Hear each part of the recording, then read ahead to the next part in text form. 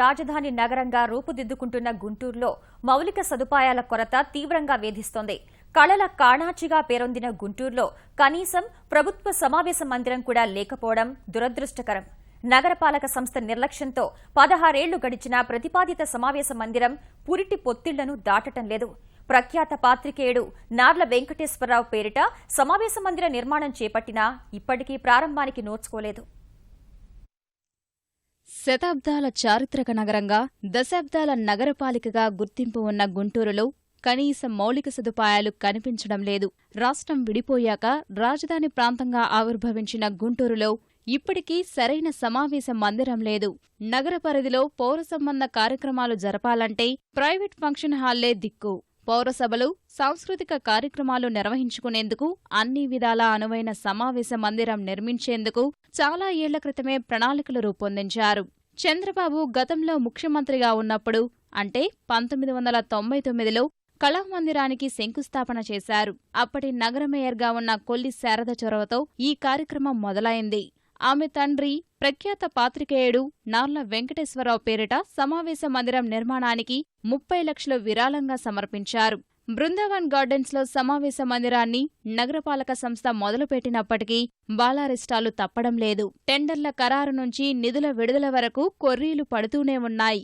ఇప్పటికీ 16 ఏళ్లు గడిచినా సమావేశ మందిరం ఓ రూపుదిద్దుకోలేదు. దాదాపు 8 లక్షల జనాభా ఉన్న నగరానికి సరైన ఆడిటోరియం లేకపోవడం ఇప్పటికీ లోటుగానే ఉంది. గుంటూరులో ఉన్న కళాకారులు ప్రదర్శన చేసుకోవడానికి సరైన హాలు ఎక్కడా లేదు. కొన్ని హాళ్ళు ఉన్నా కూడా ఈ రెంట్లు చాలా విపరీతంగా రెంట్లు ఉన్నవి. మరి మున్సిపాలిటీ వాళ్ళు మరి నార్ల వెంకటేశ్వరరావు గారి పేరు మీద ఇంత చక్కటి ఆడిటోరియం కట్టి కూడా ఇది ఒక 10 సంవత్సరాలు 15 సంవత్సరాల దాకా అయ్యింది. ఇది మరి ఇంతవరకు ఎందుకు పూర్తి చేయలేదో ఏమిటో మరి కారణం తెలియదు. ఇది కనుక పూర్తి చేస్తే కళాకారులందరికీ చాలా చక్కగా ఉంటుంది. గుంటూరులో చెప్పుకోవడానికి ఒక్క ఆడిటోరియం సరైనది లేదు. మీటింగ్లు ఏదైనా పెట్టుకోవాలంటే సమావేశ మందిరాలు లేవు.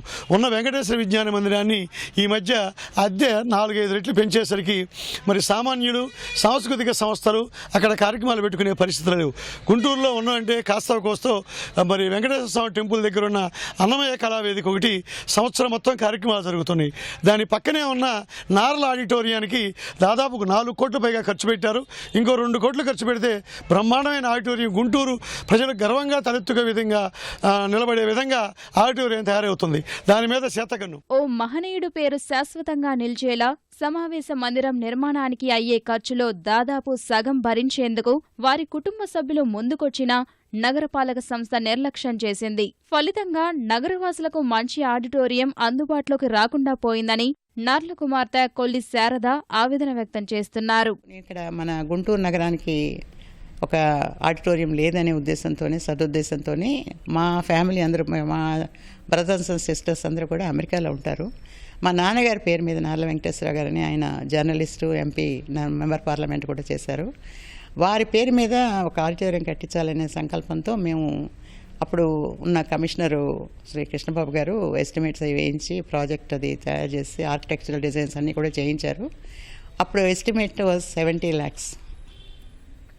అందులో మేము 51% కింద మా డబ్బులు 35 lakhs గవర్నమెంట్ మున్సిపల్ కార్పొరేషన్కి దశల వారీగా ఇచ్చేసాం. ఆ పని సవ్యంగా జరగలేదు. అది అంచెలంచెలుగా ఇంకంప్లీట్గా, ఇప్పటికి కూడా ఇంకంప్లీట్గానే ఉంది. ఇప్పటి వరకు ఎలా ఉన్నా రాజధాని నగరంగా అభివృద్ధి చెందుతున్న గుంటూరులో మౌలిక సదుపాయాలు కల్పించాల్సిన బాధ్యత ప్రభుత్వంపై ఉంది. ఇప్పటికైనా సమావేశ మందిరానికి మోక్షం కల్పిస్తారని నగరవాసులు ఎదురుచూస్తున్నారు.